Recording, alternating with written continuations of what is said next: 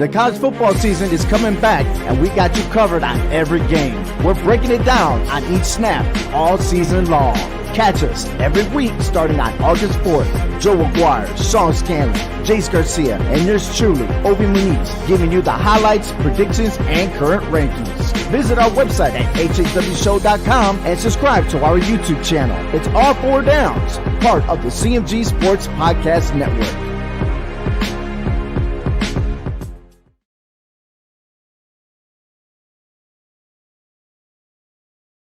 It's been a pretty wet summer in Connecticut, and that means more mosquitoes than ever. If you didn't have your home service for mosquito control and find you're spending most of your time outside swatting those little pests, you are in luck. Mosquito Shield of Central Connecticut provides the best value in mosquito control services because of how they treat your yard using the Mosquito Shield Tailored Treatment System. They don't use a fixed schedule or an identical product, one-size-fits-all service program because you can't control mosquitoes on a set number of sprays or visits. Unlike the competition, Mosquito Shield of Central Connecticut will service you for the season, whatever it takes to provide superior results. This promise has awarded them an industry-leading consumer retention rating of 90%. Visit MosquitoShieldCT.com to schedule an appointment with Wade DeCesare and enjoy the rest of your summer mosquito-free.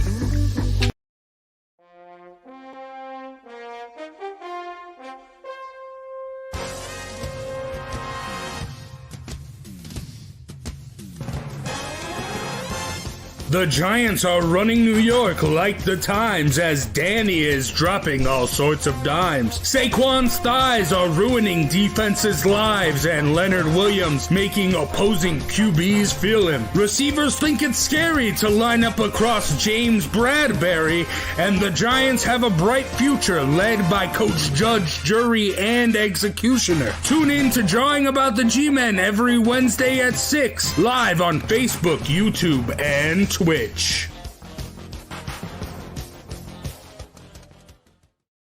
Hello, ladies and gentlemen. Welcome to Drawing About the G-Men, the Giants football podcast. I'm Big Jace, joined like always by Joe Aguirre, King Zay, and Sean Scanlon, and special guest from Sports Talk with R&J that was on earlier today, Steve Risser. What's going on, guys? Thanks for having me, guys. I'm really happy to be on. Yeah, I mean, we're happy to have you, but, I mean, not too happy about the Giants. Big loss, 38-11. It was rough. It was bad. But, I mean, let's take a second to be realists here. Everyone had high expectations for the Giants, and they haven't necessarily hit those, but they kind of have. We all thought that they would compete in the NFC East, and they are competing in the NFC least. But the thing is that there's an NFC beast taking over the NFC East in the Dallas Cowboys. And these last two games have been blowouts, but they've been blowouts to Super Bowl contenders. The games against the middle-of-the-pack teams, the Giants are still in. And with all these injuries getting blown out by two Super Bowl contenders, it's frustrating, but you can't be too upset. And then also, I mean, everyone's pointing the finger, blaming everyone here and there. But for Joe Judge, like, I feel like he needs more time. Like, this is rebuilding. And it is still rebuilding. We weren't expected to go out there and be dominant this quick, and we haven't been. The Giants haven't been.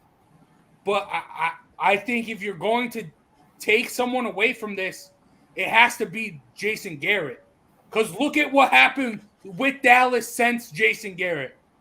Look at what happened. They bring in Mike McCarthy. They had this great beginning, and then Dak gets injured. They were looking like they were about to run away with the NFC East last year until Dak got injured. Now they're actually running away with it. And it was because Jason Garrett is a cancer. Jason Garrett doesn't know how to call plays. So that's the same issue I think the Giants have here. But, I mean, let's get back to the game. Joe, what did you think of the loss? Look, it's clear that the Giants are closer to the bottom of the league than they are to the top of the league. And the only excuse I'll make for this team is there's no health on this team. They've got too many key guys out in too many places. The offensive line was playing well. Now you got Andrew Thomas on IR. Had so many injuries on that line that was already such a big uncertainty, and they were still playing well. But as it is right now, and against any team that's not in the bottom five, I don't see how the Giants are going to be able to muster enough to win. Now, and Zay and I were talking about this before the show. Look, the Giants are always capable of doing some cool stuff late, but when are they going to be healthy enough to do that? Because I love Daniel Jones. I don't think there's a problem with Daniel Jones, and boo-hoo with the turnovers. That's what being a quarterback is in this league. And when you're on the run and running for your life, that's what happens. And when Devontae Booker is standing behind you and Kadarius Toney's in the locker room and Kenny Golladay isn't playing, this is what happens. So, it is what it is. That first drive, 14 plays, 73 yards, ate up 539. I took Matthew Stafford as my fantasy lock. I took the Rams in my suicide league. And I thought to myself, listen, if the Giants pull this off, great. It'll be such a great win for me. But the reality is Stafford was going to light them up and they were going to lose. And that's exactly what happened. But I think right now there's talent on this Giants team, but there's so much that has to be fixed on this team right now. Yeah, and I think the biggest fix right now has to be play call. Because, look at the drives. When they were moving the ball, it was distributing the ball evenly amongst everyone. Then the drives where we couldn't get anything going, Daniel Jones, Sterling Shepard, Kadarius Toney. You can't be forcing that stuff. But, injuries are continue to be a big problem. And, Steve, I've listened to you on your show because I produce it. The injuries to you, that's on Dave Gettleman? In a way, yes, because if it continues to happen multiple times, I feel like that's on the general manager. Like Kenny Golladay missed 10 games in Detroit last year. He gives him $18 million. Saquon Barkley continues to get hurt. My philosophy is if injuries continue to happen to the same players, that ends up being on the general manager. Now, I wanted Dave Gettleman gone last year. He had that winning streak. I kind of changed my mind at the end of the season, but I'm not changing my mind now. Right now, he is absolutely first to go for this team. It has to happen. Wow. You saw Judge being first to go? I do see, like I said, I've told you before, I think if anyone takes the fall, it's going to be Judge. And I told you waiting in the helms will be Jason Garrett to be the coach because the Giants will use the excuse of money. And that'll be a cheap way to just get a head coach, a guy who's already has experience in head coach. He's already in the building. So why not just use that guy? It only obviously makes sense. But as far as Gettleman, I think Gettleman has brought plenty of talent to the team. As far as health, there's not much he can do about these guys staying healthy. That goes to them and their actual physical fitness and how they're, treating their bodies on and off the field. I can't really hold that to Gettleman. That's not his fault. And to blame Jason Garrett for the offensive lack of offense is really not his fault. He's working with what he's got. He's got an offensive line that's inconsistent. He's got receivers that can't stay healthy. He's got a star running back that can't stay on the field. So at what point, what do you want him to do? You tell him not to force the ball to these receivers, but the Giants don't have many other options. It's not like the backup guys are out here, running down these amazing routes and catching, 10 passes a game for 100 yards. It's just not happening. None of these guys that we talked about in the training camp who we thought would possibly step up, there were injuries, would step up. None of them have at this point. So what were the two major issues after last season as we all understood it? Offensive line and a pass rusher. And they went out and spent a ton of money on a cornerback and a wide receiver. I agree with you. That's on Gettleman. You want to put him on Gettleman, I agree, but he's trying to do a lot. He's trying to help out his guys. He's brought in guys he thought should be able to rush. Lorenzo Carter should be a good pass rusher. There's no reason for that. And we've seen Elijah, he'll eventually be something. We can see that there's potential there. O'Shane Jimenez, he might be a bust, but again, you're bringing in guys and you're hoping for the best. Yeah, we could pay for guys on the street, but it doesn't mean they won't get injured neither. We could go and pay for these guys, these Yannick Ngakwe's, and it doesn't matter if he has a hamstring issue because the Giants training staff can't keep these guys healthy. It really wouldn't matter at that point who we sign. So I think it's a little deeper than just trying to put it on these guys and, in front. It's easy to put it on the coaches, the GMs. They're the face. Those are the head guys. Those are the mouthpieces. It's easy to put it on them, but it comes down to a lot more than that. Sometimes it comes down to actual performance on the field, and the performance isn't there. The health isn't there. The trainers aren't doing something proper. There's something going on wrong. There shouldn't be this many injuries across the board. And as far as, like I said, the defense was a great defense last year. Pass rush or not, there was a top 10 defense in the league last year. For them to have this much drop off and you added guys, that doesn't make sense to me. So again, I don't know how you blame Gettleman, who gets you a top 10 defense. He brings you offensive weapons. The offensive line was playing good. What more do you want from him? Yeah, wins. Yeah, but look at the team. Yeah, look at the team's record since he's taken over. They're 16. Yeah, it's terrible. Eventually, you're going to have to put that on the general manager. That's what comes down to it too. It comes down to it too. Honestly, we could put Tom Brady back there at quarterback, and I don't think he'd win that many games just because the performance isn't there all around. Offensive line matters when people talk about.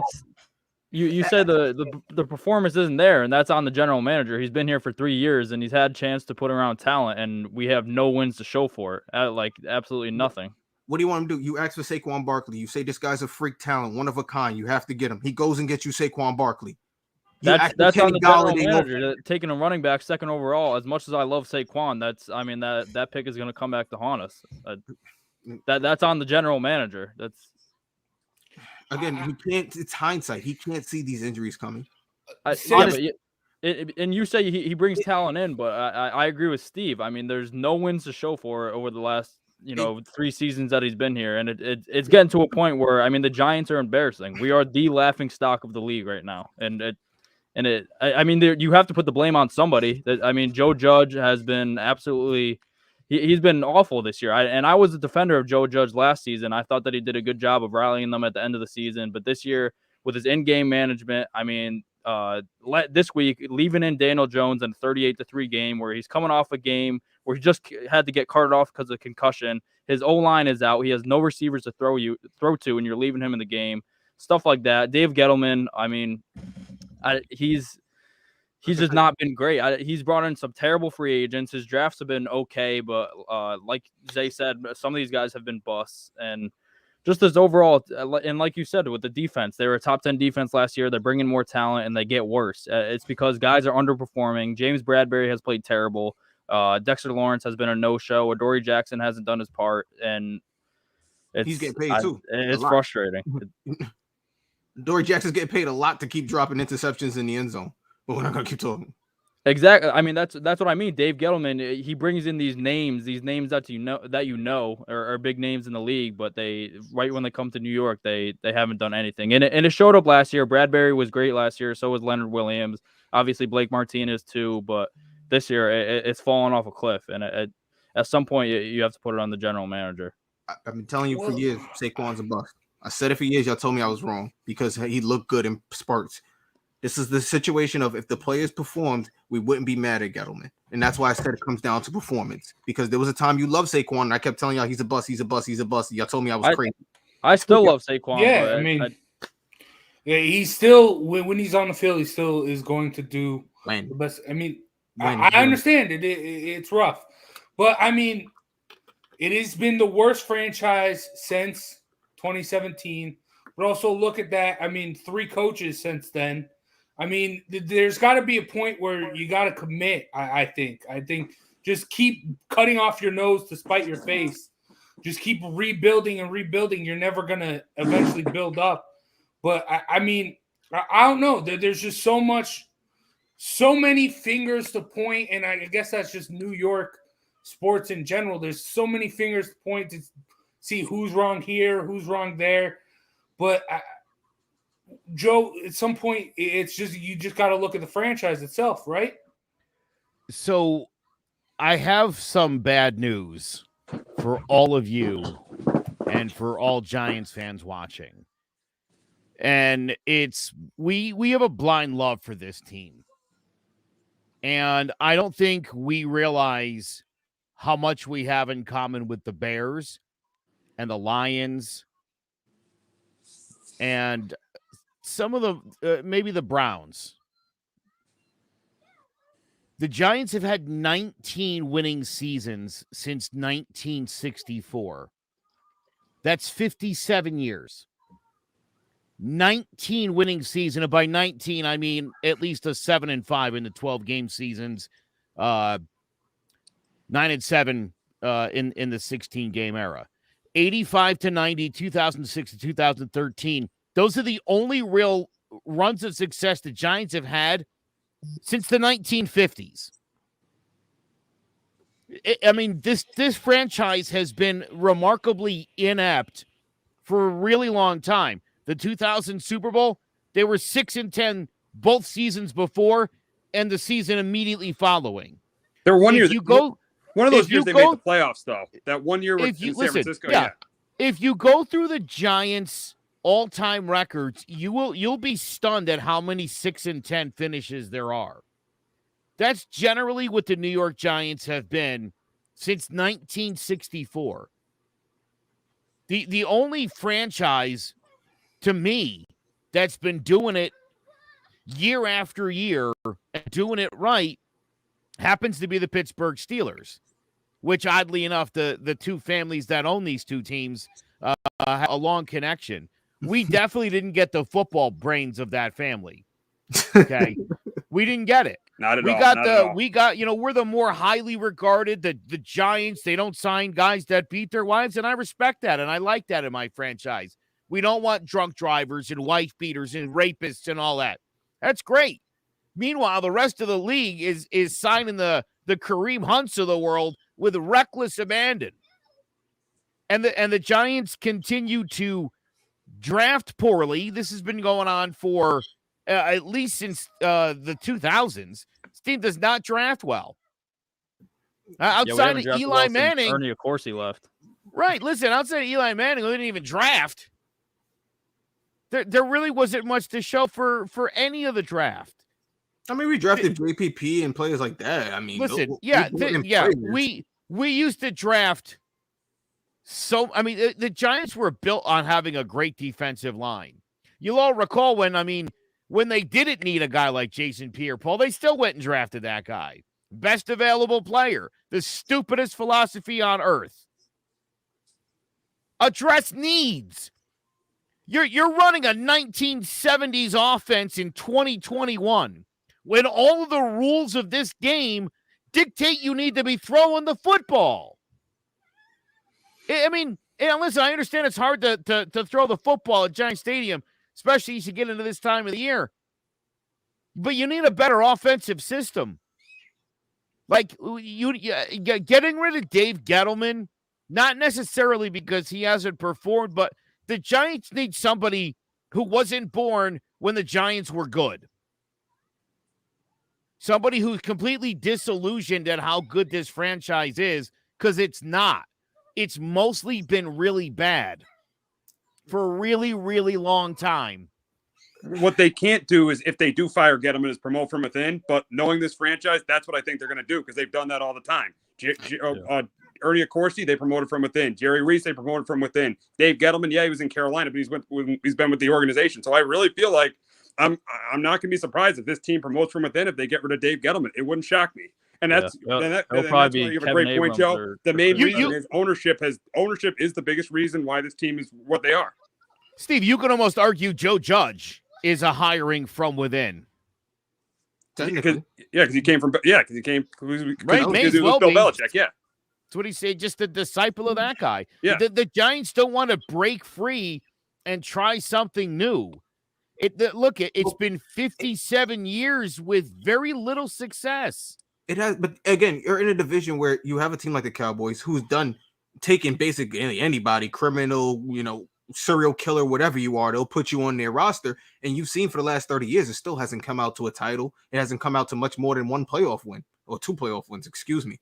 So it doesn't mean it goes well if you change your formula. That doesn't mean it's going to change everything. I think, like you said, it just comes down to the franchise just being smarter in general. You talk about, like you said, you can't throw this time of year. You just rebuilt the stadium. You should have built a stadium that was, that would, complement your climate, your situation, your spiraling winds or whatever it is.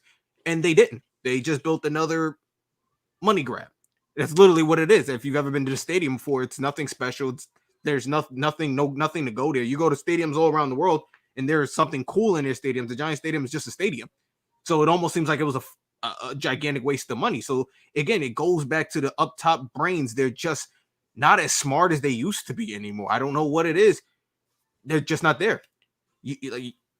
And it's still, to me, it stems back to Odell Beckham situation. You give him money, you trade him away, and the team has been garbage ever since. If I'm being real, last winning season we had, Odell Beckham Jr. was there. That's why he received that money. It was, they went 11-5 that year, lost the playoff game, and whatever. That was really it. And then once they traded them, they haven't had a home run hitter. You might have something in Kadarius Toney, but again, we don't know.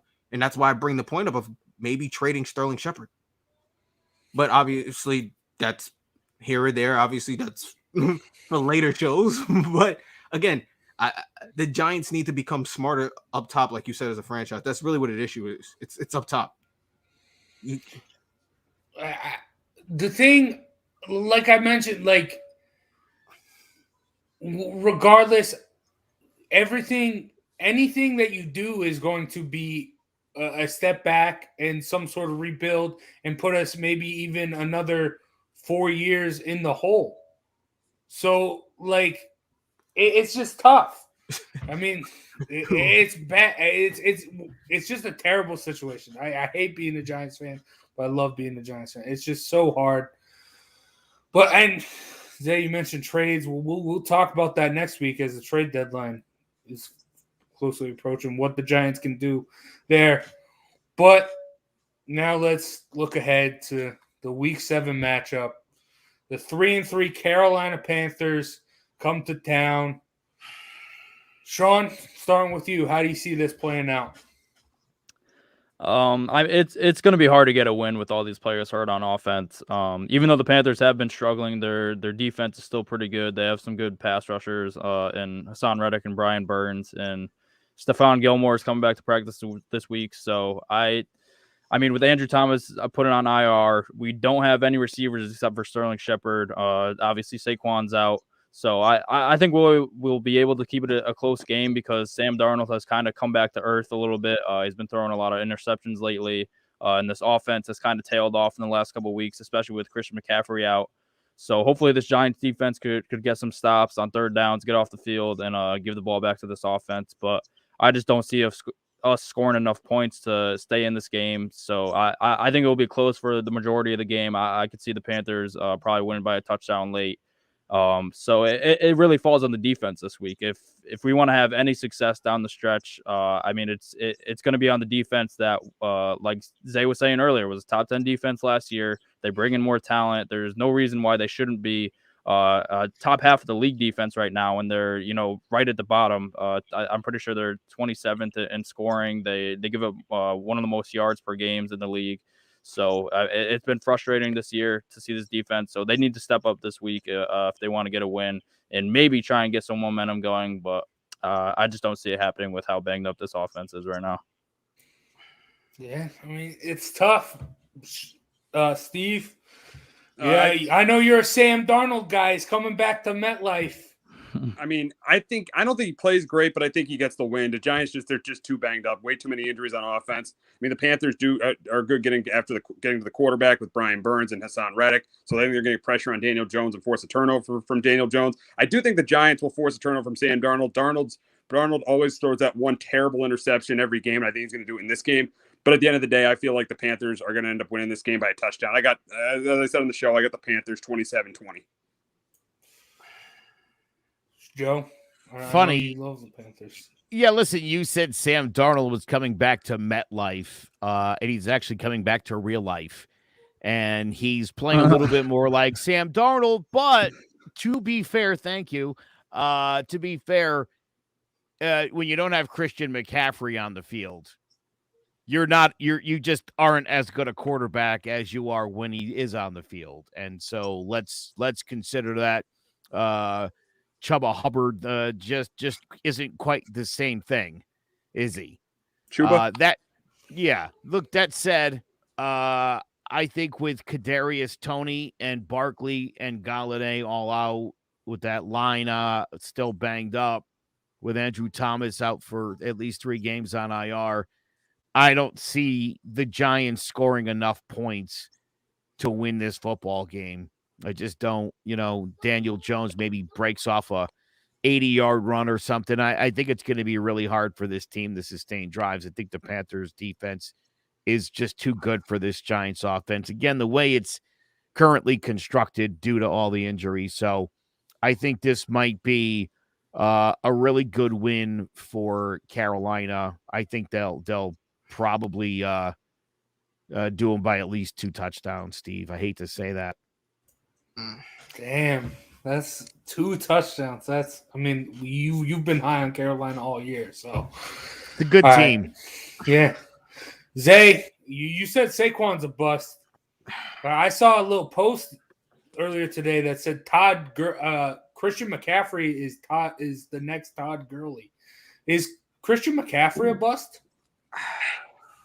Christian McCaffrey, again, is another one in the Saquon Barkley category for me, where it comes up as you're a bust, and it's not because of your health, not because of what you can do on the field. Obviously, those are 2 out-of-the-world talents. It comes down to the fact that they can't be there for their team, and that's the most important part. Obviously, I don't care what you could do, off the field, while you're on the field. If you're not there, you can't help us. This isn't Madden. Guys aren't coming back you can't reset the game and bring guys back. So if they're not there, they're not helping out your team. So I think for that point, yes, to me, Christian McCaffrey is a bust. I don't think he can stay healthy. I just don't think he can. I think he's one of these guys that if he could, he'd probably be an MVP candidate every year, but he just can't stay healthy. And but to that, I do think the Giants will actually win this game. I picked the Giants to win this game a couple of weeks ago. I said this should be one of the games they can win because I said Sam Darnold will fall off a cliff as he has, and we've seen it. He will be back to Sam Darnold that we know. And I do think the Giants can pull this off. I think they can pull it off. I think it'll be an ugly game. I think the defense, like Sean says, is going to have to step it up. It's going to be probably a field goal type of game at the end. Graham Gano hopefully knocks down a field goal, doesn't run into one of his field goal situations where he starts missing. But I do think the Giants can pull this off. And if they don't pull this off, I don't know what other games they can win on the schedule. I can't even pencil in Washington like previous years where you could just pencil in Washington before the season. We can't even do that anymore. So if the Giants, to me, can't pull this game off, I don't know what games are left for them to do it. It's like I said, a team that's just as beat up as you, falling off a cliff, probably not going in the right direction, and this is your opportunity. If the Giants can't pull it off, then the Giants season is completely lost to me. No, yeah, you're right. I hope that happens. Yeah. I'd like that very much, Zay.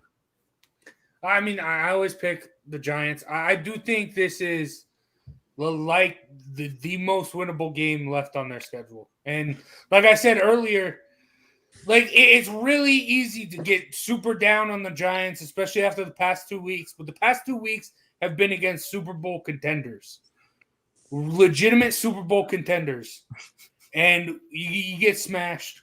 All right. Yeah, but they weren't competitive at all. Let me stop you for a minute because look, so here's hard.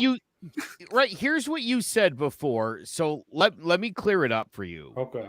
When it comes to the bottom feeders of the NFL, right? Teams like the Falcons and Washington, let's just say the Giants lost close ones to that. Let's talk about the better teams in the league, like the Broncos, the Cowboys, the Rams. The Giants got blown out completely by those teams. So, as I said, they're closer to the bottom of the league, but they've lost to some of the bad teams already. They couldn't muster out a win there.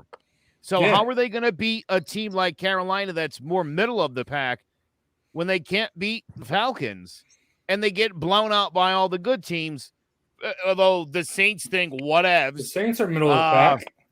Yeah, I'm not counting the Saints game. Let's throw that out the window. That was a magical afternoon where everything was right. Saquon was on the field for a whole game with Daniel Jones. It was like the most. I forgot what that was like. I forgot they were on the same team. I forget sometimes. It was a good I'm day. like, oh, what years did those guys play? It's too bad their careers never crossed over. That's how it seems. You finally got him a game with all the weapons. He used them. The offensive line played great. The defense did the bend but don't break thing. They got the win. It was the only week where things went well. It was the only week where they stopped the other team on third down. But even at that, as I pointed out, they still struggled on both ends in that game. They got lucky and they pulled that one out. Yeah, but I think I don't want to say lucky. No. That's not fair. They completed the job that day, and it's still something that they can't do. But look, to see this team get blown out the last 2 weeks, it's disheartening. Wait, granted, the Cowboys they melted that game. They were in that game for the first half. If the Giants stayed healthy, the outcome could have been different. The game was looking really different. But That's The a Giants big are great at point- that, though. Having a at competitive some first half point- and then getting look, blown out in the second. I understand, we've but seen this team in years past where they start the season 1-3, 1-4, and they start getting blown out a whole bunch. And you start to question whether everybody's bought into the system or if everybody's heart's still in it. And I feel like here we are in week 7, and I already feel like I have to wonder that. I mean, James Bradbury didn't lose a step in the offseason. That doesn't seem right to me. Why is he getting burned left, right, and sideways? Yeah, It's where bad. darn ain't Holmes at? Yeah. He's And not as even you said playing. before, Zay, if Jackson drops one more interception, I swear to God, somebody got to hurt that man. What is wrong with him? Again, Catch the goddamn an ball. interception that wins us the game. So then I'm telling you, it's a thing of performance. He catches the interception, the game's over. The Giants have another win and they win column. And maybe the season isn't a complete loss. Maybe we're looking at this game like, all right, how can the Giants pull this off to try to bring themselves back in? But you have these situations where you have these bad luck, jumping off sides that was onside, stuff like this. It comes down to performance. It's like you say, Yeah, but listen, hold on. Let's say the Giants went into the game against the Cowboys 3-1. Okay. Let's say those things had turned out the other way. They were 3-1. Now they're 3-3, coming off blowout losses to 2 contenders. That's a message to you that you don't belong with the big dogs. If they're 3-1, they're probably healthy. We don't know if they get blown out against the Dallas Cowboys. We don't know if they get blown out against the Rams. Like, he really had nothing against the Rams. You had Kadarius Toney for the first drive, and that was it. You literally had nothing. And I told you, you're paying Sterling Shepard for nothing. He's still on the boat trip. I haven't seen Sterling Shepard. Y'all can keep telling. I haven't seen him. He's still on that boat trip that him and Odell and them I took. don't know why you hate on Sterling Shepard so much. Again, He had 10 catches on a Yeah, for a guy who's getting paid. lit it I up know this week. he's playing for a guy who's getting paid at top 15 receiver. He's getting paid up there. No, he's not. He's like top 20, somewhere up there. He's getting money, bro. He's up. I looked it up the other day. He's getting money. He's one of. He's not one of these. He's not getting paid as a top 15 receiver. He's getting paid like $9 million a year. No, I think it was like closer to 9 or something like that. And the top receivers are only, again, you have one receiver who's making 25. You have one that's making like 15. And the others are making somewhere around 10. I looked this up the other day because I was looking to see how much he's making to have such little performance. I'm not seeing touchdowns from him. I want touchdowns.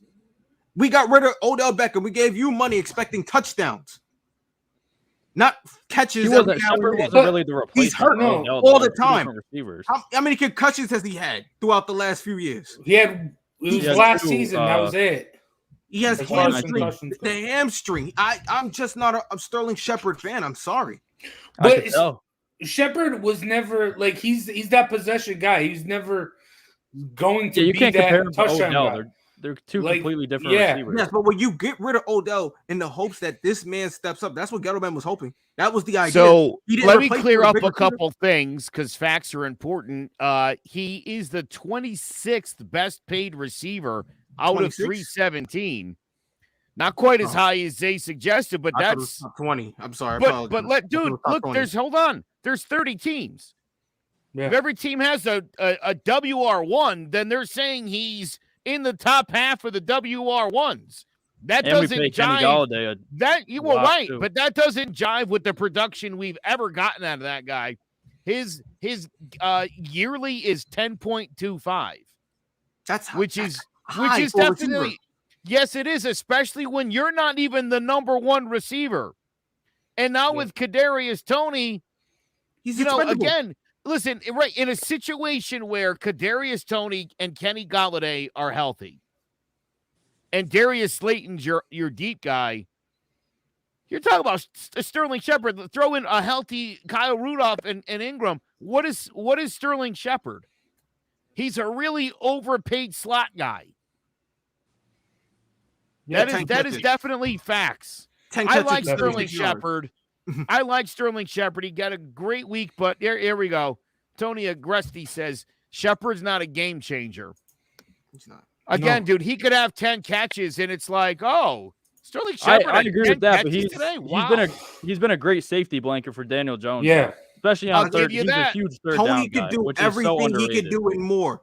Kadarius Toney can do everything he can do and more. Kadarius Toney, he gets the ball and he makes more things happen. Kadarius Toney isn't the great route runner that he's great after the catch. Believe me, he's one of the most electric after the catch guys in the league right now, even after a couple of weeks. But Sterling Shepard, his ability to get open in those third down situations, he's a great route runner, especially out of the slot position. So, there's been a bunch of Daniel Jones plays where he's probably a leads Wes the league in third down. Welker, and he's getting paid like he's Randy Moss.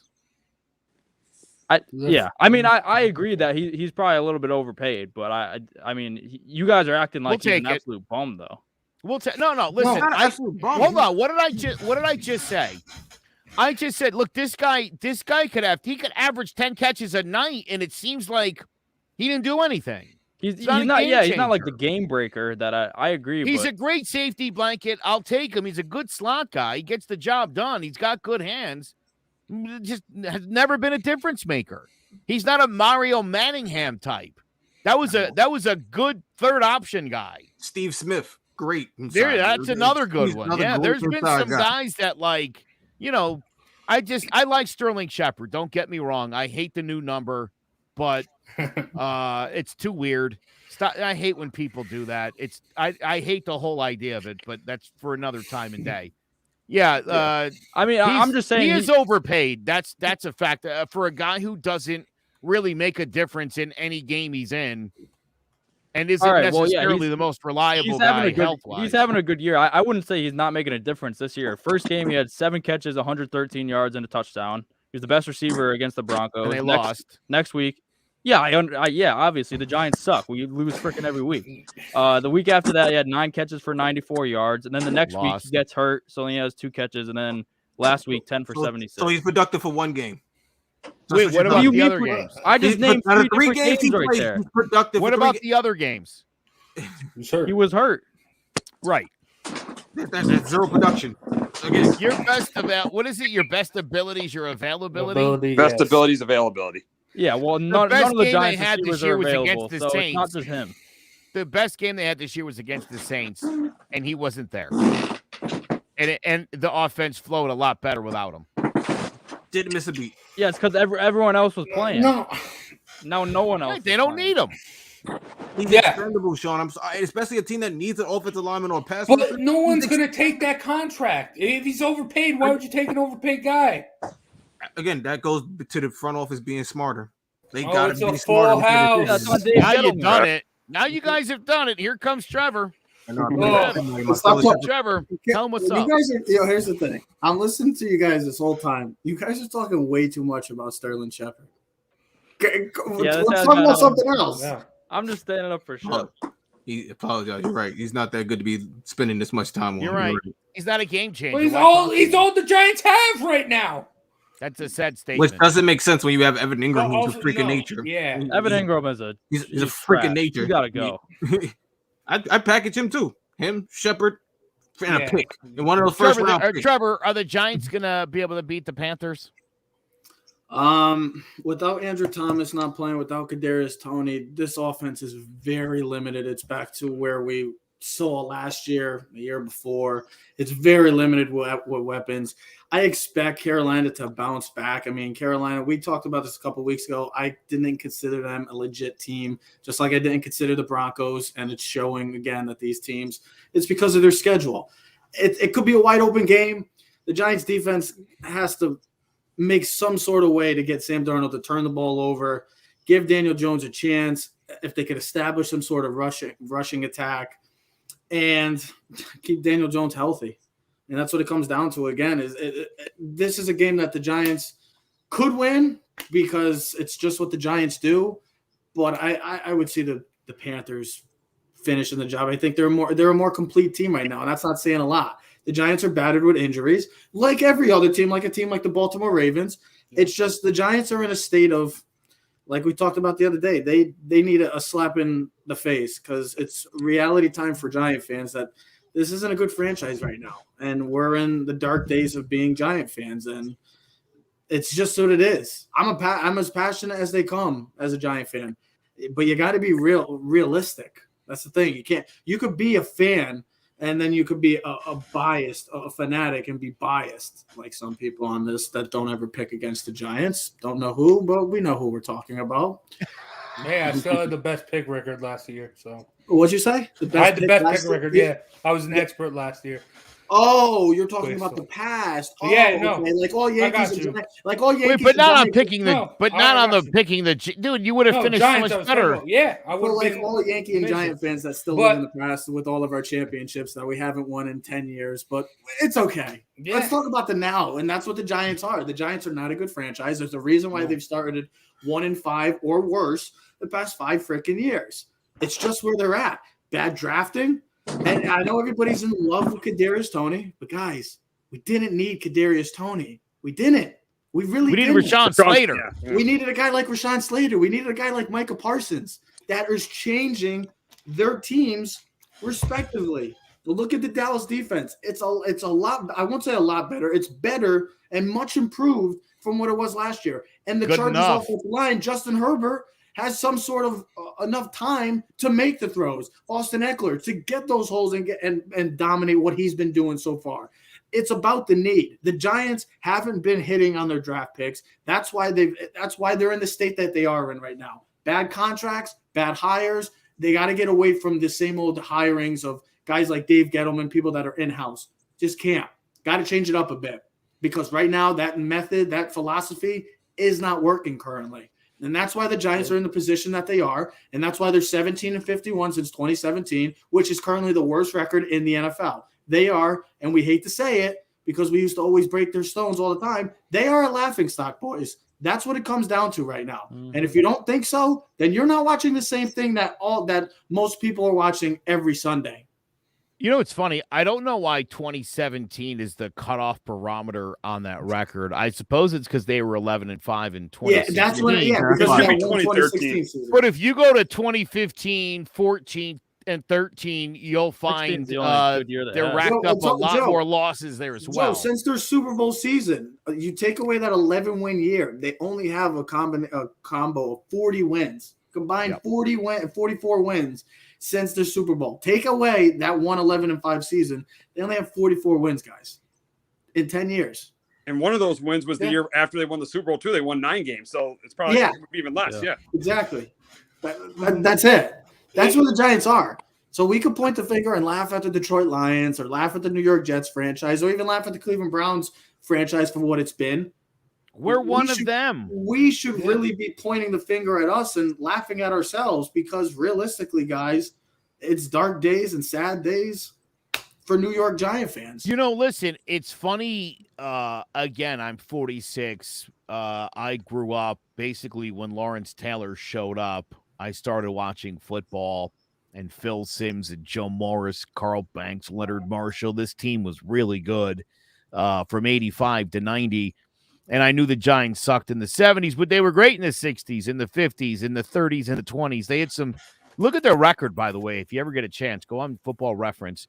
The Giants were unbelievable in the 20s, 30s, and 40s. But, I grew up I grew up when the Giants were great, and they were always in it. Went through a little weird stretch in the 90s. They did not do well with the salary cap. They mismanaged it from the jump.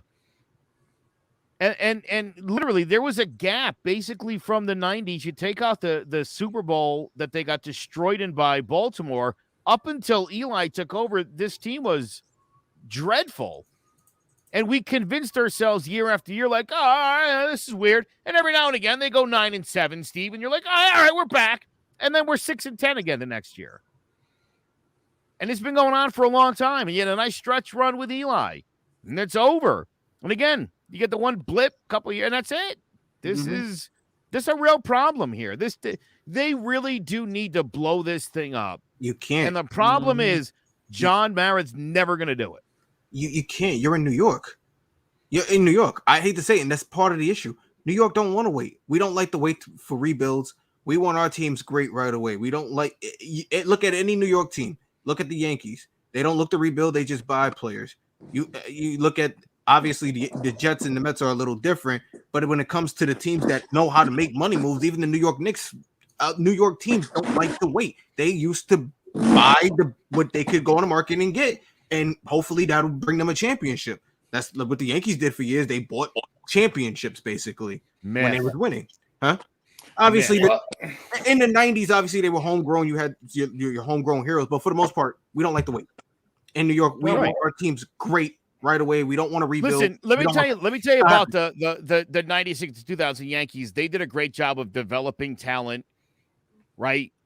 Hitting on obviously the core six, really it was, and then supplementing with David Cohn, supplementing with Roger Clemens and guys like that. It was when the Yankees got to the early 2000s and started overpaying for guys and paying for what guys did a couple of years ago and not what they were doing is where the Yankees ran into trouble.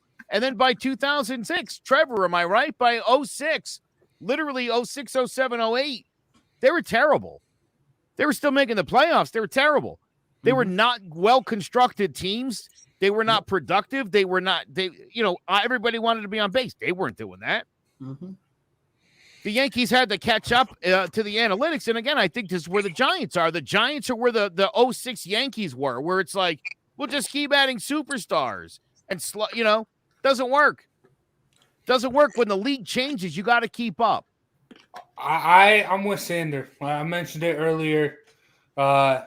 It's been a 10-year rebuild. Yeah, but look at all the coaches. You're rebuild every year now. All these different guys. You say a 10-year rebuild, but you have 11 in 5 years. Hold on. I'll tell you why. Ready? I'll tell you why. Yeah, because we bought everyone in free agency that year. Let me tell you why. Since they won the Super Bowl, okay, this team has not ever convinced itself that it was in full rebuild mode. That's true. They constantly try to do what the 17 Yankees and this year's Red Sox teams did, sort of rebuild on the go and have success. That's a rarity in sports. You don't usually get that to happen. You don't usually rebuild and you make the postseason or go to that doesn't happen. It's rare. To think that the Giants were going to do that, that's the philosophy of the Maras. And it's stupid. Again, you know how I feel, Jace, about knockout guys against boxers. I'm always going to take the boxer. The Giants are a knockout kind of organization. Every now and again, good defense, some timely offense, 10-6, wild card, Super Bowl. That's basically been the formula for success. They had one great team, 86, period. Here's the thing. You guys keep saying rebuild. You can never have a rebuild when you keep going back to step one. Yeah, that's what I'm saying. It's just a build. Just keeps chopping off your that's probably it. We're not going forward, so it's not a rebuild. We're just still building at this point. It's a mess. This is a great point. Look at the Browns, the Niners, the Cardinals. You can rebuild in 2 years. How about the Colts? With competent personnel, plain and simple. Look at the Colts. Lost Peyton Manning, went 1-15, drafted Andrew Luck. Now they didn't help him with the offensive line, but they eventually got back to playing Colts football, which was a consistent power in the AFC, and they've been consistent since. Just look, it shouldn't take 4 or 5 years. That's why it's not just drafting in the first round. There's guys that are in the third, fourth round. I mean, look at frickin' Russell Wilson. For God's sakes, the greatest player of all time was a 6th-round pick. You could still hit. Now, are you going to get a guy like Tom Brady in the 6th round that's going to hit realistically? No, but it's still a possibility. You got to hit in those day 2 drafts. And that's what the Giants did with their Super Bowl teams. You got to hit. I was going to say, you know what? Listen, I mean, I think if you look back at the Giants drafts in the last 20 years, you can make an argument they've got a lot more success out of their number 7 round picks than they have from their 1st round picks. Well, just a couple guys like Bradshaw jump to mind, Wilson, 7th round picks who were big contributors. Crowder, another great one.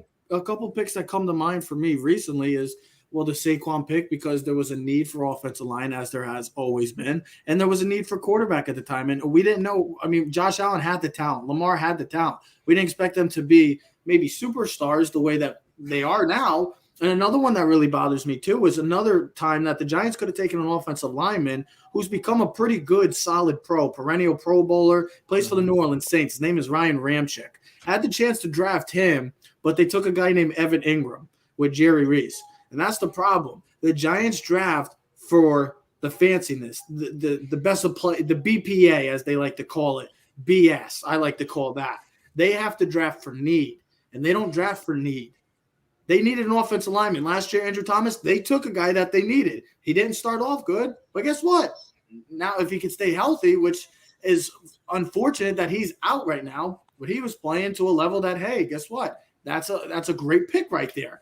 They needed a quarterback at the time. Daniel Jones maybe wasn't a pick that we'll forever talk about, depending how it goes and pans out for the rest of this season. We don't know. But the Giants have been awful with drafting. Their hirings have been questionable, and that's where their situation is. And they go for big play weapons and contracts that just hasn't panned out. And that's Here's the other thing about the Maras is, look, you bring in Joe Judge and you bring in Bob McAdoo and you bring in these guys that don't have a ton of experience and have never worked in a market like New York. And New York is absolutely brutal, as you know, Zay. It's a brutal market. It's a brutal sports town.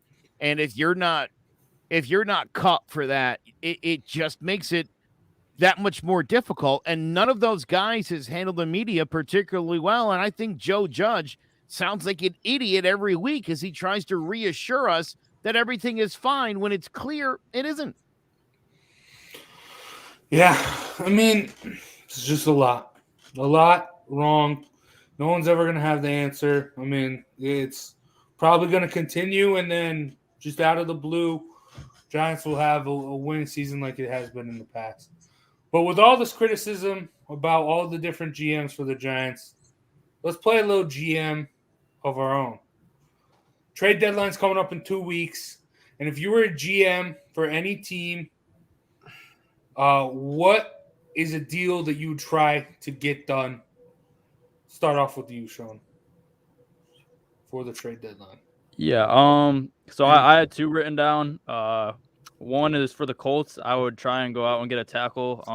The big name would be Jake Matthews for me from the Falcons. I think that the Falcons are absolutely terrible, but they do have a good left tackle in Jake Matthews. And Eric Fisher, who the Colts signed in the offseason, hasn't been working out great. The right tackle, Braden Smith, has been hurt this year. So, I mean, you could put him at either tackle spot. I mean, they're also missing Quentin Nelson. So if you can get some more protection for Carson Wentz up front, I think that would help them a lot. The Colts, the last couple of years, have had a great offensive line. It's kind of dipped off a little bit this year. So I think if they can go out and get a left tackle like Jake Matthews, who I'm sure the Falcons will be looking to trade some people just to try and get a rebuild going, because they're not going anywhere but down as of now. So Colts, Jake Matthews, I think would be a good one. And then secondly, for the Chiefs, they need some pass rush. They need something on defense. Obviously, they've been terrible. So I would try and go out and get Josh Allen from the Jags or Grady Jarrett from the Falcons. They moved Chris Jones, who was normally a D tackle, out to DN this year. So I think they need some interior pass rush. So Grady Jarrett would help there. Or if they can get Josh Allen from the Jaguars, I think the Jaguars would probably be looking to trade too, because we know that they're a terrible team. And Frank Clark has been upsetting this year. He's only played in 3 games. He's been hurt. He doesn't have a sack so far this season. and he's getting paid a whole lot of money to not show up and produce for them. So I think a pass rusher for them would be good. So I'd go after one of them too. Jay, what you got? Well, I had the Colts also. I mean, like Sean said, he hit on most of the points, but I also thought the Colts could add a big play receiver, maybe someone. I thought in the offseason, I thought Julio Jones would have been a great fit to go there. Again, the Colts, while they have great offensive weapons, they're still 31st in red zone efficiency, only better than the Giants. And obviously they put up a lot of points last week, but again, you're playing the Texans, who weren't that great. A team that is, to me, is underperforming. I thought at the beginning of the year they'd have a way better record in this division than they have. Obviously, they've lucked out by they having the fact that you have the Jaguars and the Texans in this division who aren't going to pose much of a threat, so they can, continue to linger on the way they are. But that was one of the teams I had. I also had Philadelphia. I thought Philadelphia, to me, I'm not a Jalen Hurts guy. I thought I'd make a push and go down and get Deshaun Watson. I think if you can add a quarterback there in Philly, I think you can have something there. I think they have a ton of offensive weapons. The defense is pretty good. And I think, again, Deshaun Watson, you can plug him almost into any team, and he can instantly be he can take your offense to a whole new level. So those are probably the two teams I was thinking on. All right. Well, I like those both. Joe, you got any moves? I do. And you might love this or hate this, but the Baltimore Ravens have 9 picks in the first 4 rounds of next year's draft. I think the Giants should call the Ravens and offer Saquon Barkley. They obviously have a real need at running back, and we have no need for a running back. So I think maybe that's the team. This is the time, and I think that would solve their problems in the short term, and it could help our problem in the long term. Beyond that, I'd love to see the Packers go out and get Braden Cooks. I think maybe even moving Jordan Love to some deserving team like the Texans, or somebody who maybe wants to see what this kid's all about. Yeah, well, you tell that Aaron Rodgers fella you want him around. I think that would really do it. So go out and make that happen. I don't want to see him play for the Jets at the end of his career. You know what I mean? I don't want to see that. I want to see that Brett Favre kind of thing where he's a Viking and he's got a beard, and he's flashing himself to Jets masseuses. I don't want to see that for the end of this guy's career. Keep him in Green Bay. That's where he belongs. Get him Braden Cooks. Seriously, you think that? I think if they see something to go, if it goes south, I would try to move Rodgers early so you don't get nothing for him. Just lose him in the offseason for nothing. I don't know. That's probably what I would. I'd probably move Rodgers before I move Jordan Love. But all right. I know Trev and Steve, you guys got the notes a little late. Steve, is there any move that you'd want to see done by any team? Let me think. I know. Trev, you got one? Yeah. You got one? You got one, Trev? I do. Yep. I think it's very simple. I think if the Green Bay Packers want to get that championship, Aaron Rodgers want to get that championship, they need to add another piece to that offense. It's very simple. Go over to Cleveland, call this guy named Odell Beckham Jr., get him out of there, because that's a something ready to boil up and go into turmoil mode, because the Cleveland Browns have not been performing the way that we expected to in this season. We expected them to be Super Bowl contenders. It hasn't lived up to it. Odell Beckham Jr. is frustrated. Aaron Rodgers, you want your last dance? Well, guess what? You go ask your GM, you want me to stay, or do you want to win a championship with me? You want to end this on a pretty nice note? It's not going to end perfectly, but if you could make this move, you already got Devontae Adams, who is the best receiver in football. Allen Lazard, Randall Cobb, they're nice pieces. They are. Robert Tonyan, nice piece. Aaron Jones, one of the best backs in the game. You add another player like Odell Beckham Jr. of his talents, you don't think he'd want to go to Green Bay and play with Aaron Rodgers? If I'm the Green Bay Packers, you're this close from, again, maybe making another NFC title game. Why don't you want to go over the top and go make a move? I know you're cheap. I know you don't like to make moves like this, but it's time to go out and put your marbles, or put your chips in front of the table and go all in with it, because that's what I would say. Trev, you know why I love that? Because it's me saying it. Thank you. But listen, for Odell Beckham Jr. to really truly be a diva wide receiver in the vein of Terrell Owens, Chad Ochocinco, Randy Moss, all the great whiny wide receivers, selfish, kind of, idiotic wide receivers have all played for at least 3 teams. And so if Odell were to go to Green Bay or anywhere else at this point, he would be able to check that box of having played for a minimum of 3 different franchises. It would also be very funny to see 2 divas together with Aaron Rodgers and OBJ. Jace, I got one. Dynamic. That would be my one trade. And there's been rumors about this. This one's going to be a little bit crazy. Miami Dolphins to Deshaun Watson. That's so obvious. Yeah, but it's the most obvious trade that's going to happen because you saw the rumors. Steve, that might happen before the show is over. That's going to happen. That's like a reality. It already happened. They just waiting for physicals. You ever seen the commercial? Thank you, Captain Obvious. Steve, you pulled the Captain Obvious right there. Hey, I mean, it is a good move though, and it is something that they obviously should do. And I do think that there's a little more to it. I do think it's in the works. Anytime you could get a quarterback like Deshaun Watson, I know that they're 1-5 currently right now. I heard the deal is done. I heard that it's false. I don't think there's anything yet. I know there's a lot of rumors going on. Tua going to Washington, they're saying. There's a lot of rumors with this whole deal going. But until I see breaking news from listen, Ian there's got to at least be some sort of conversations happening at a high level, whether it gets done or not. I mean, I think we're beyond just rumor level. I think these are talks that are happening. Oh yeah, they say that it's supposed to happen. Right. So again, whether they close the deal or not remains to be seen. But I do think that's it'd be pretty cool. I'm not gonna lie. I'm going to the Giants-Dolphins game this year. So if Watson's playing with the Dolphins, that's pretty freaking cool. I'm not gonna lie. I don't think he'll be playing. I don't think he'll be playing. We'll see. It's in December. Again, I don't know what's going on. We told Zay, during the offseason, you were the one saying that he was gonna play. No. I said I don't think he'll get suspended. He hasn't got suspended. Okay. As far as playing, I can't tell you that because the NFL immediately said if he was to get traded, I believe they said he'd be indefinite, like he's on an exempt list or something like that. He wouldn't be able to play. Exempt list. Yeah, something like that. I'm not sure how that's going to work. But he on that Trevor Bauer list. We'll see what happens. Every week. The Trevors are all doing well this year. Trevor Lawrence finally got his first win. Finally, Trevor Bauer hasn't played in years, it seems like, and you got good old Trev here. The curse of Trev. The curse of Trev. A deal has to get if Deshaun Watson's getting dealt. It has to come in the next couple of weeks because trade deadline's coming. But for me, close it out. I think you're the Jaguars. You're struggling. This season's a chalk.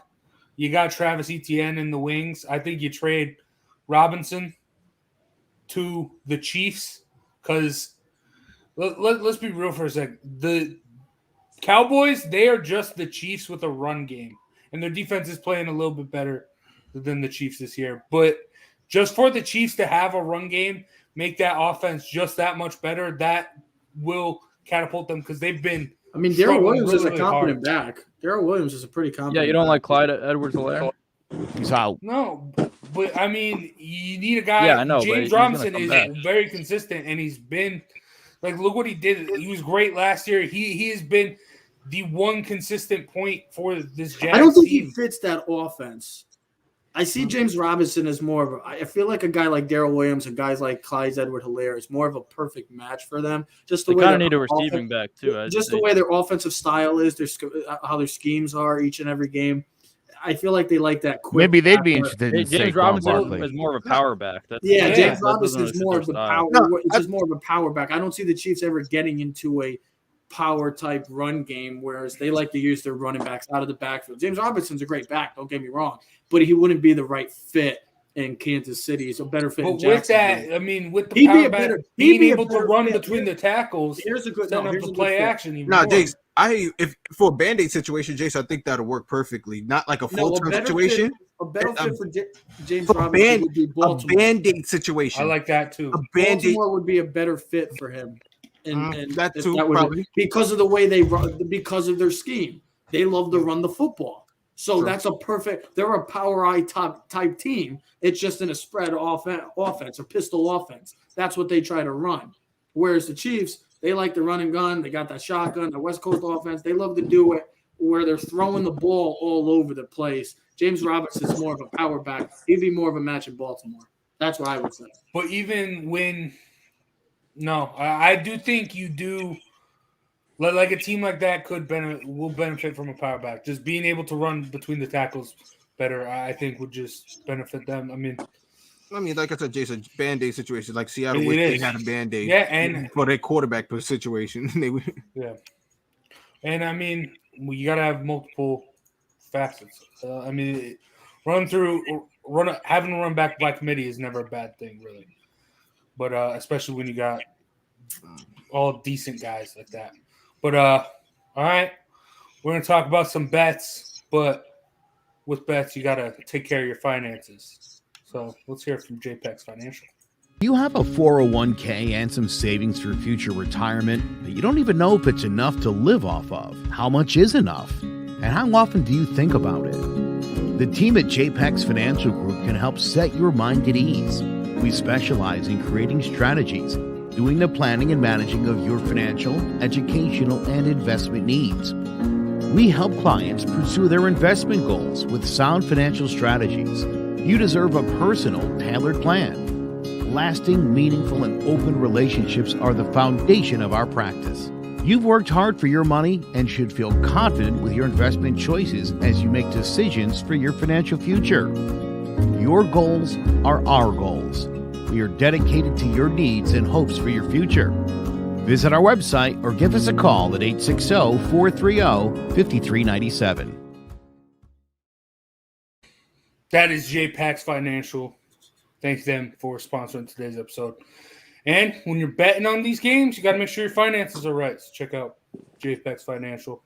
And speaking of bets, let's get into some best bets. I'm going to pull up the graphic here soon, but let's start off.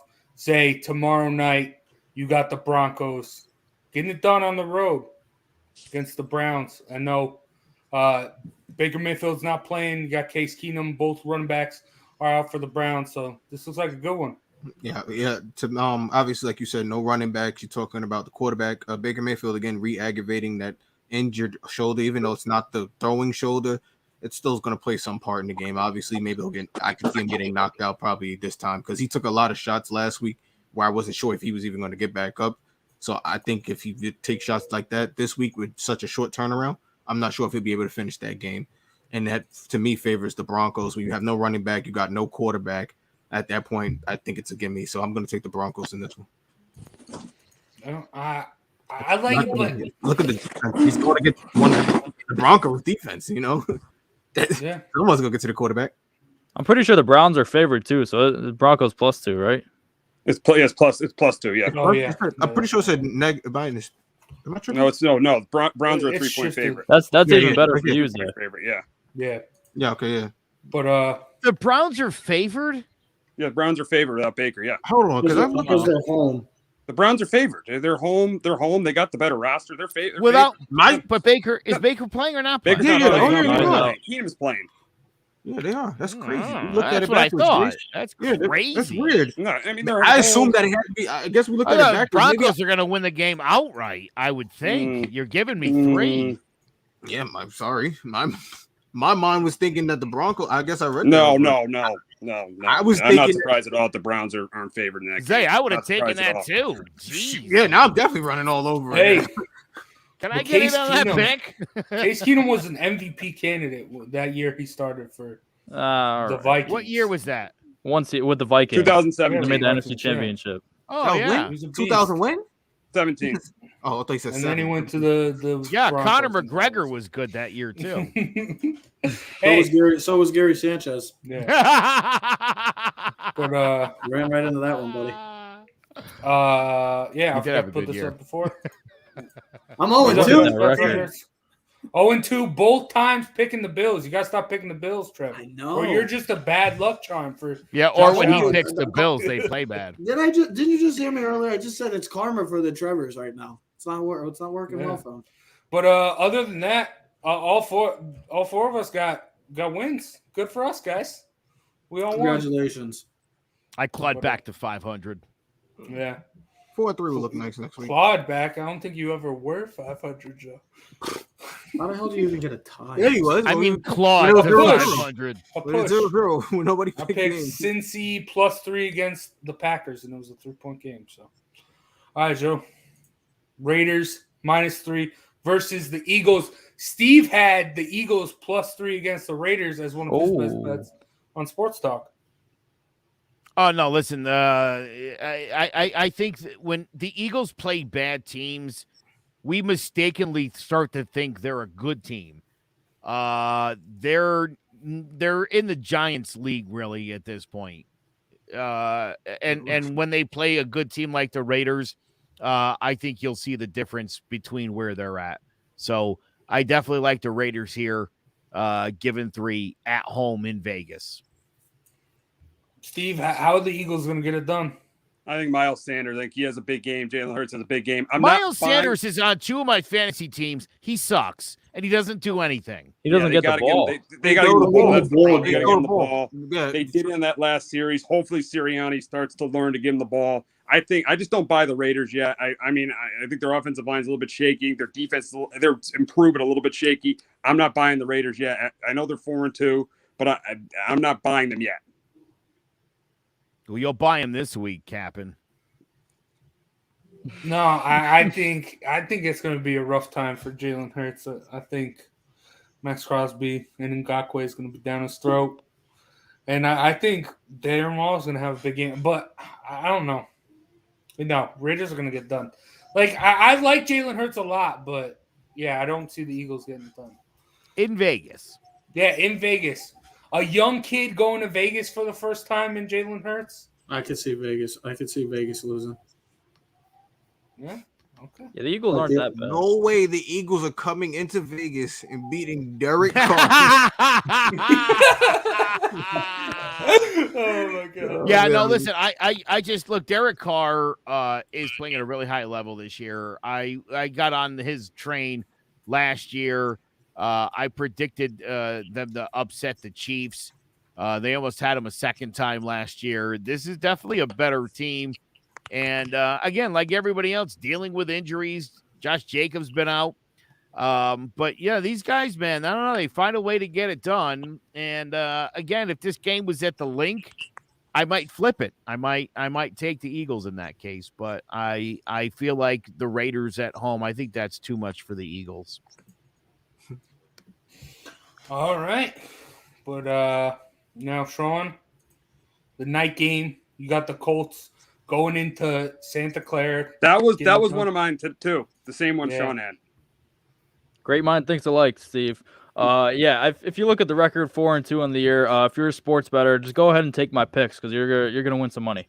Yeah. So this week, the Niners, I just don't buy in the Niners this year. They're not that great. They don't have a question or they don't have an answer at quarterback. Both these quarterbacks are questionable going into this week. They still have a pretty good defense, but ever since DeForest Buckner left, that pass rush hasn't been as great. I don't buy into them. And the Colts, they've been in games this year. Obviously, the record is 2-4, but I think they're better than what their record indicates. Obviously, they blow out the Texans last week. The Texans are terrible, and then they have a close game with the Rams. So I think the Colts get it done on Sunday night. Carson Wentz has looked a lot better lately. They get back T.Y. Hilton. So I think the Colts can win outright. I'm surprised that it's this big of a number. So yeah, I'm going Colts +4. Damn. Steve, you agree with Sean. You're going against Joe, and you're also going against Zay.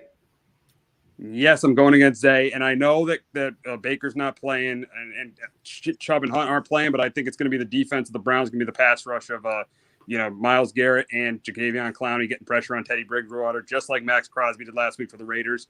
And I think the Browns win this one. I think they win it by a score, but I still think they win and cover at home. Denver on a short week, having all the way to Cleveland, lost 3 in a row. I'm going with the Browns as my best bet. That same defense that's given up 84 points in the past 2 games. It's Teddy Bridgewater last week with Who Justin cares? Herbert and Kyler Murray. It's Who Teddy cares? Bridgewater who Why They have struggled the a so last much couple they have of a- slander for they have- Teddy? What did Teddy do to you?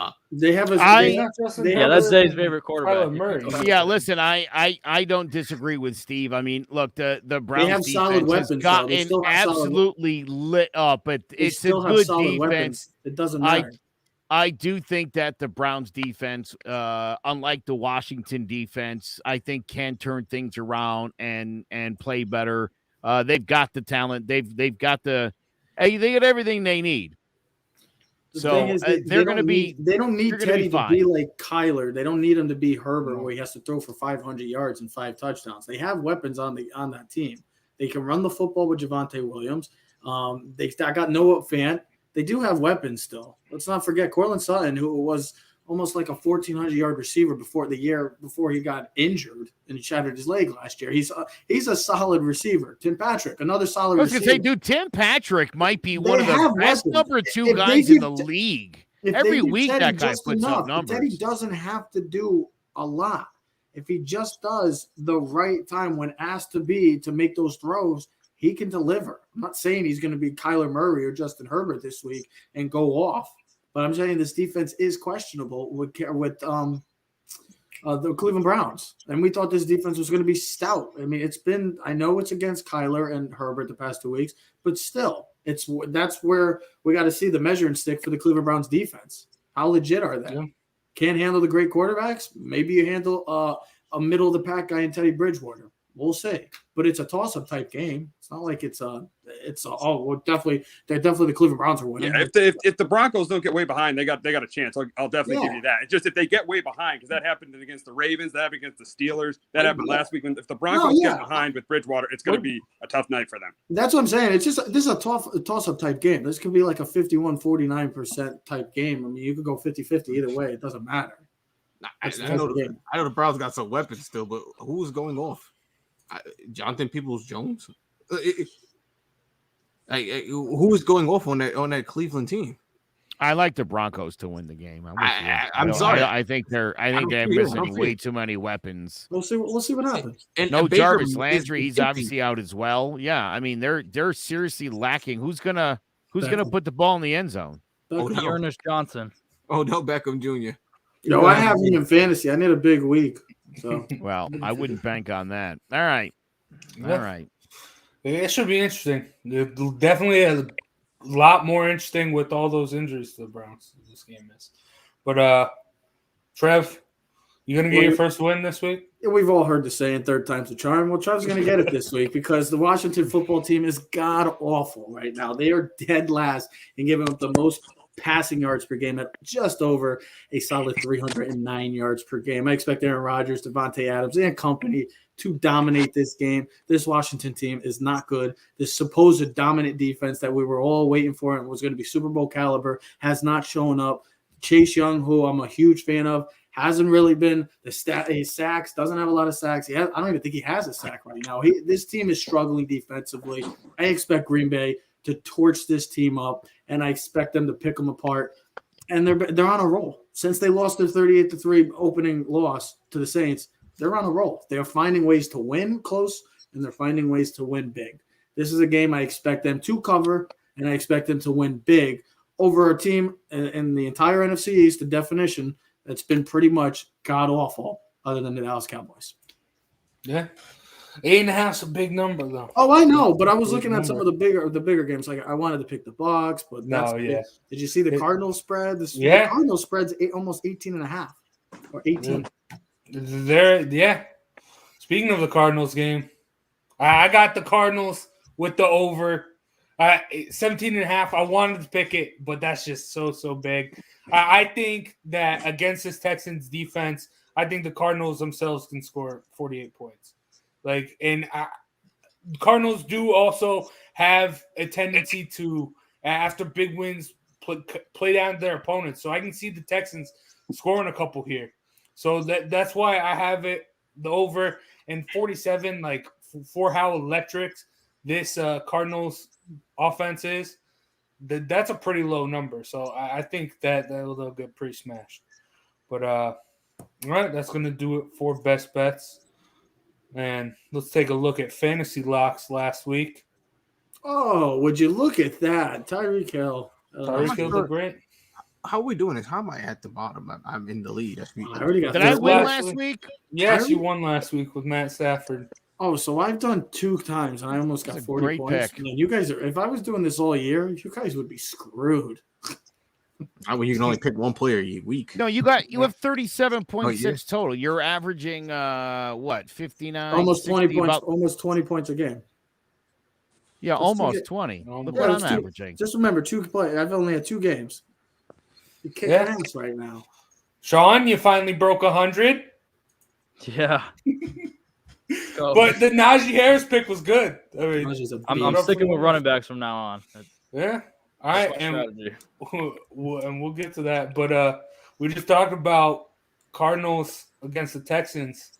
Revenge game for J.J. Watt, but also DeAndre Hopkins. And Joe, you gonna Love put it. up?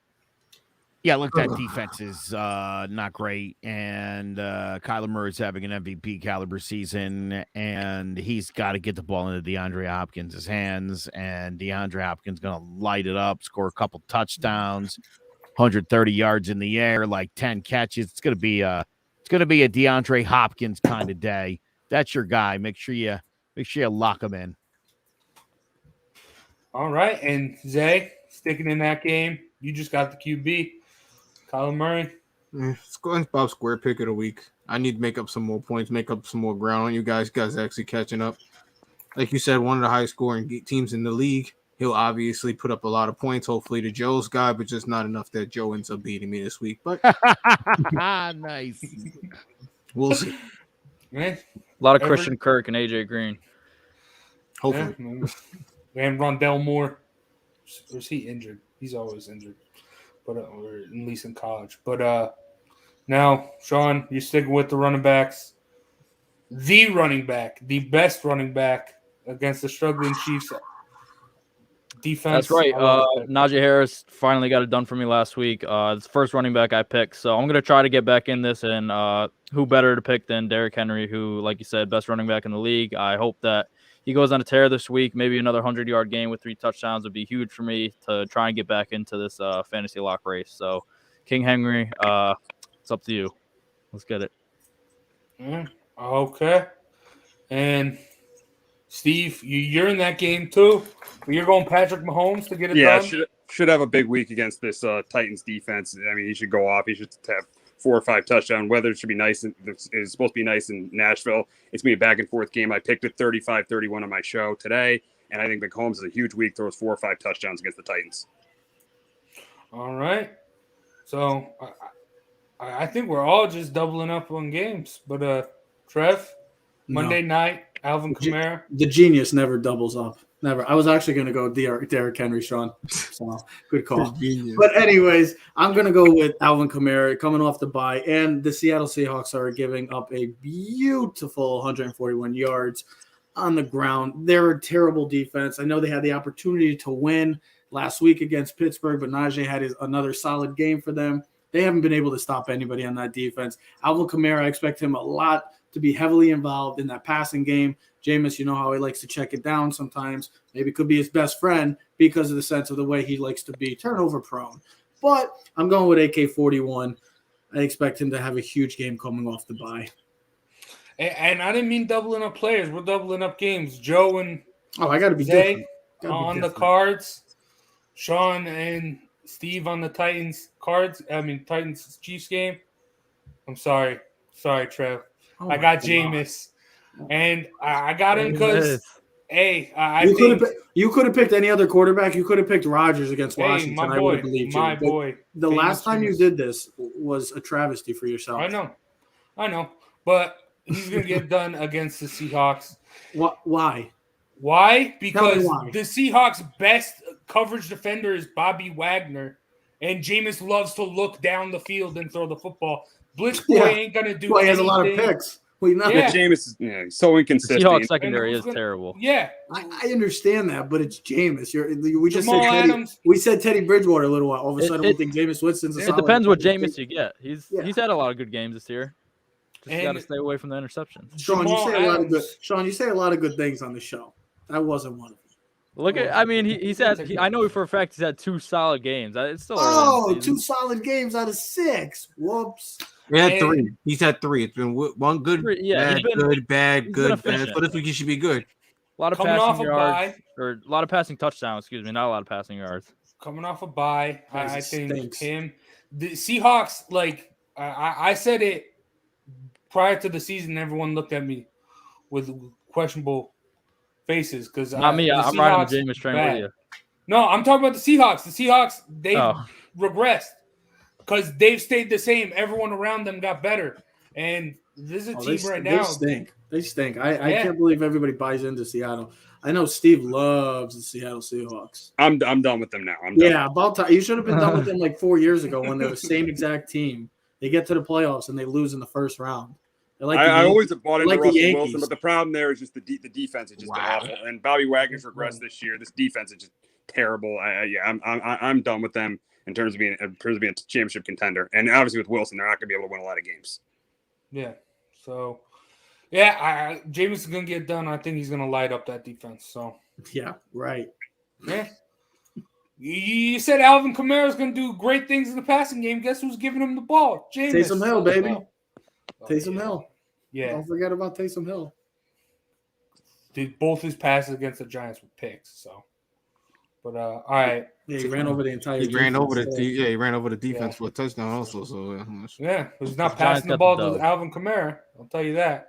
But, that's the only thing that scares me about the Saints is because of and why I picked Alvin. I'm thinking about it now. I'm going to go with it, but still, when Taysom Hill's in, he takes away from Alvin. So yeah, I'm taking a chance. You can't win them all. No, but that's going to do it for John about the G-Men. Thanks you, Trevor, Keys to the City, Steve from Sports Talk with R&J for joining us. Great being on with you guys. Yep, thanks for coming. But that's going to do it. Shout out to JPEX Financial and Mosquito Shield for sponsoring today's episode. With Mosquito Shield, make sure you go to their website, sign up for their services for this spring, and you can get a discount code by saying John about the G-Men and Clovercrest Media sent you. And for myself, Big Jace, Joe Guire, Sean Scanlon, King Zay, Trevor Keys, and Steve Risser, take care. Enjoy the games. I don't know how much we're going to be able to enjoy the Giants game, but we'll see. Thank God I don't get on TV up down here. So yeah, lucky. Yeah, right. Lucky. You just got to watch ESPN. Two Giant fans like that. Lucky. I'm lucky because I don't get to see the Giants. Still want to watch. Forced to watch them every week. Heartbreaking every week, but hey, that's why you got Red Zone, boys. Yeah, let's hope it's not as heartbreaking this week, but we'll see. Thanks for watching. Thanks for listening, and we'll see you next week to talk more New York Giants football. Peace out.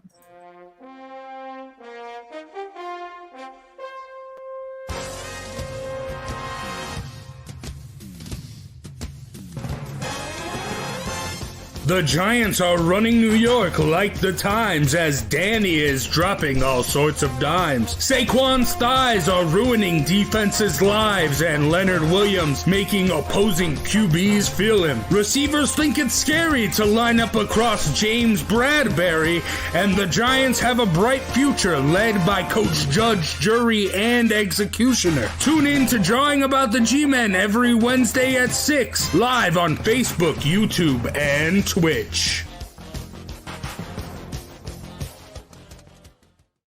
Hello, my name is Joe Aguirre. I'm the president of Clovercrest Media Group. And here at CMG, we have a wide variety of podcasts, including sports shows like Keys to the City, The Roll Call, Throwing Jabs, All Four Downs, and Jawing About the G-Men. And great true crime shows like Sticky Week, Crimes and Consequences, Ivy League Murders, and Bird, the unsolved murder of David Eichmann. You can find all these podcasts and so much more by visiting clovercrestmedia.com.